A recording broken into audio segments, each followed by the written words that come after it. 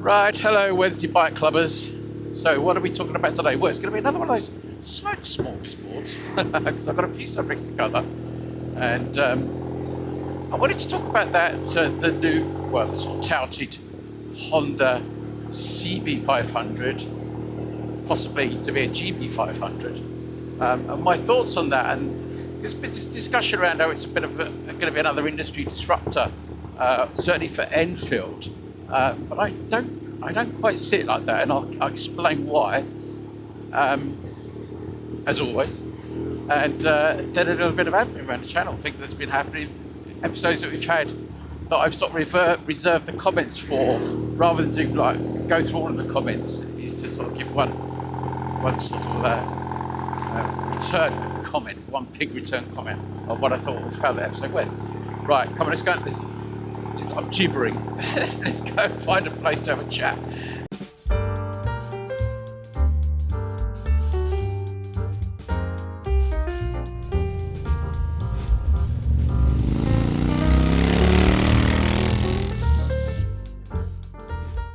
Right, I'm back at the church near where the Sussex bench is. It's nice up here. It's actually really quiet. I feel a little bit like a leprechaun though. I don't know why. I feel a little oddly perched. I think I should be on a...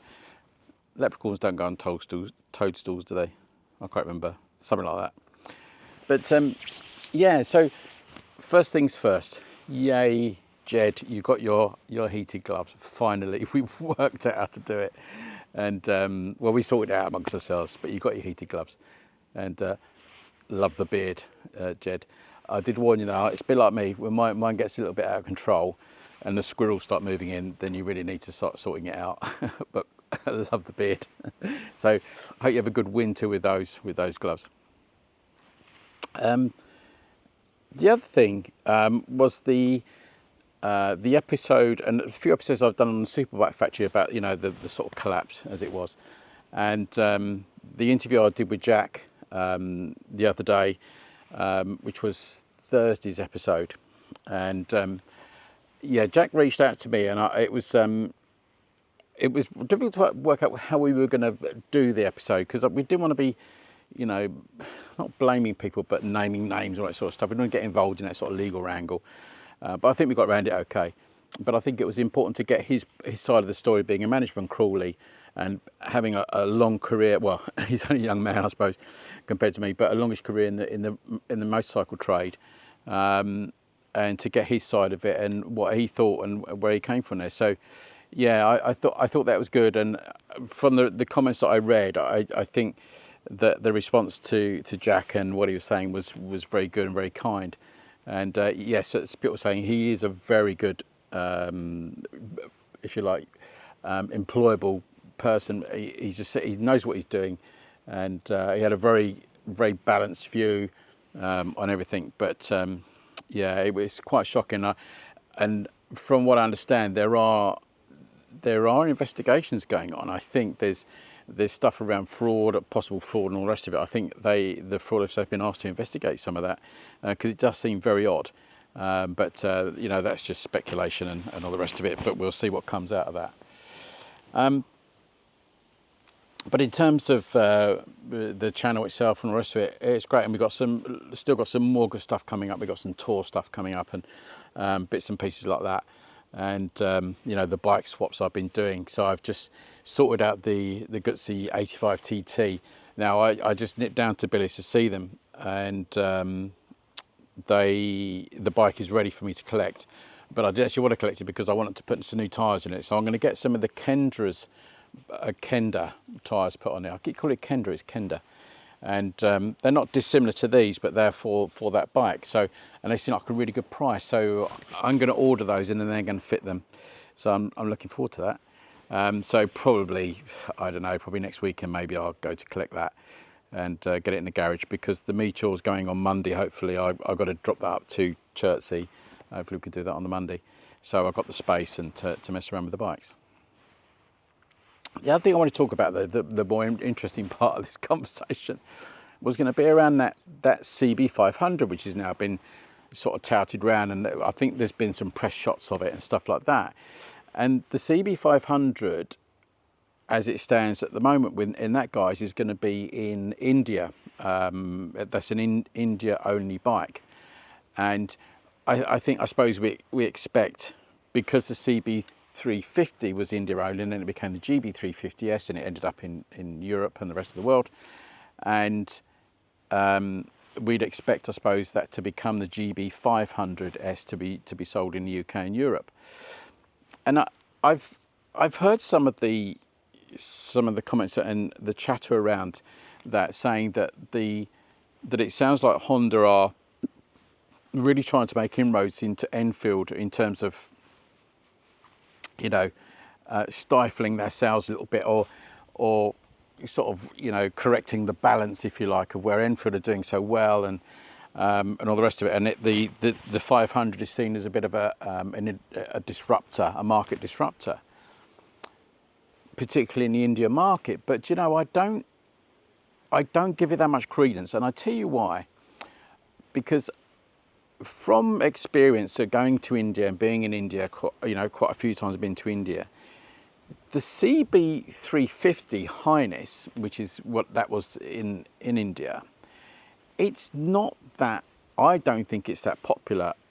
I think the problem Honda have is that Enfield is such an important brand. You know, it's pure Indian brand. I know it came from the UK eventually, but it's such an Indian thing. It's as Indian as all I don't want to say anything without sounding getting in trouble, but it's as Indian as anything. And I think the Indians as a nation are very loyal to their brands and to their way of life. And culturally, Enfield is really important.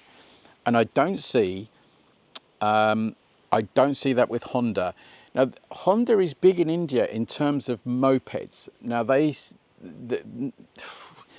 I can remember being in Goa last time, and the amount of Honda mopeds you see, the Activia moped, you know, I don't know what you'd call your moped after a yogurt, but they were everywhere. These things were everywhere, and they're everywhere because they're probably cheap. And it was the only bit of the market, I think, that Honda could really get into in India, and really sort of corner. And they have. You do get a few other brands in there. We've seen Yamahas and things there, but the Honda Activia, if you have strawberry or banana flavour, or whatever it is you want, there, incredibly popular. But you can be sure they are cheap. They are manufactured cheap.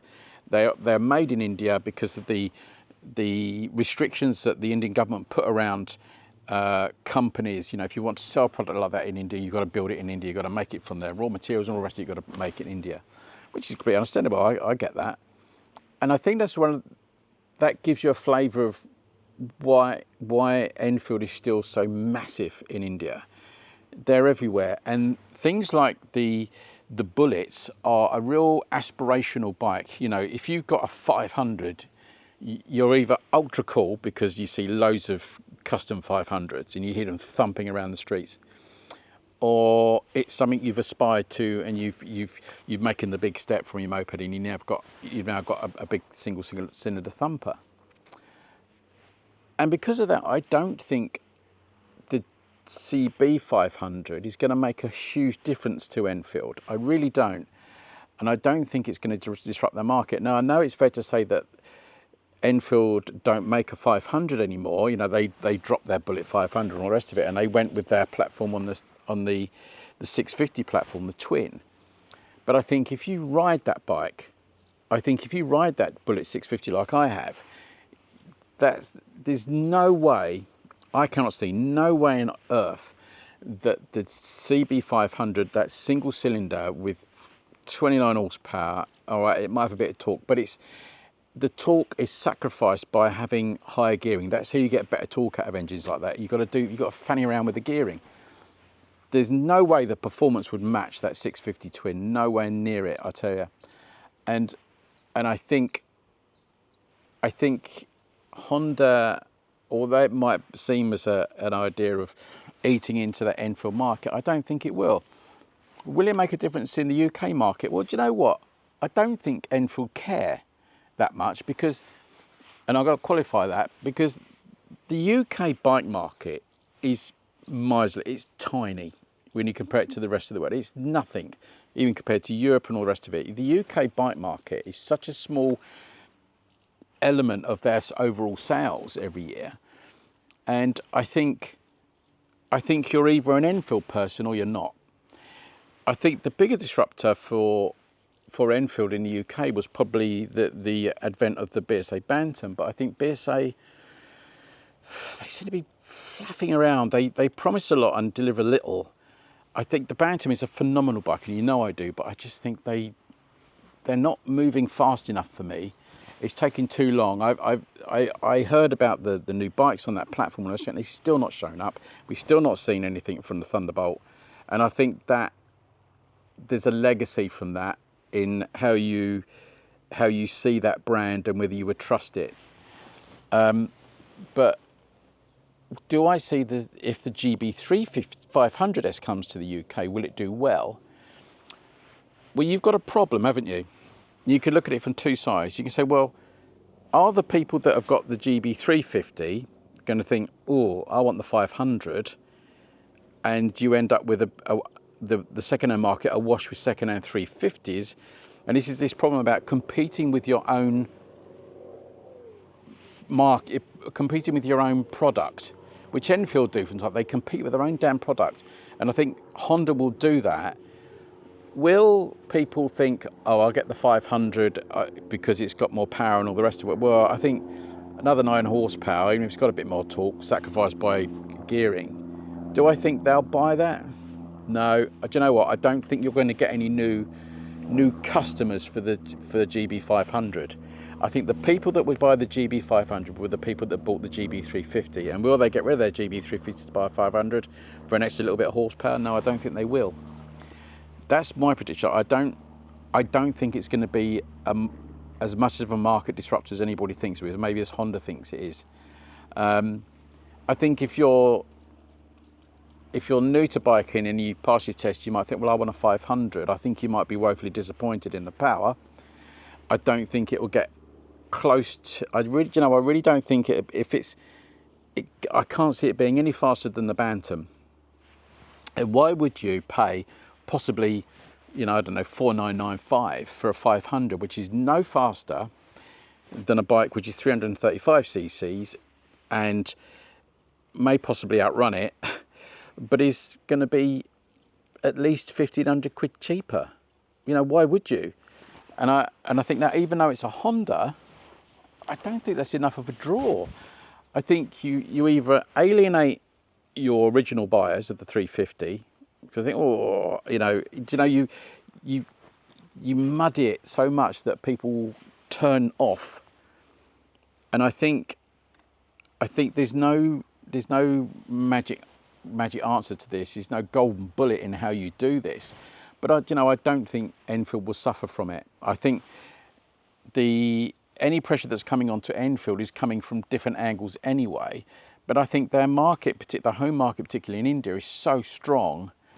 I don't think there's a problem. I really don't see the Honda GB500 being a problem, or CB500 being a problem. I don't think it's a better bike than what Enfield are producing. In terms of how much pace and speed do you need, you don't need that in India. You don't need it, and I don't think another 9 horsepower is going to make a blind bit of difference, really, in that respect. I think people will. The market for 500s in India is still completely swamped with the 500 bullets which are floating around, because it's been on sale in there far longer. It was continuing to be on sale in India, as far as I'm aware, way before they pulled it from Europe. So, yeah, and I think people love the fact that they can go to dealers, that they can go to the aftermarket and buy all the stuff they need in India. You can self-service it and all the rest of it. There's not the dealer network of Hondas in India as there is for Enfields. And I think that makes another issue. I'd love to see the sales figures for the Highness compared to, say, the classic 350 or the Bullet, because I think it's going to be tiny. I think Honda have a tiny bit of the market. They've cornered the market in mopeds, but I don't think the 350 is done particularly well in India, not in real terms.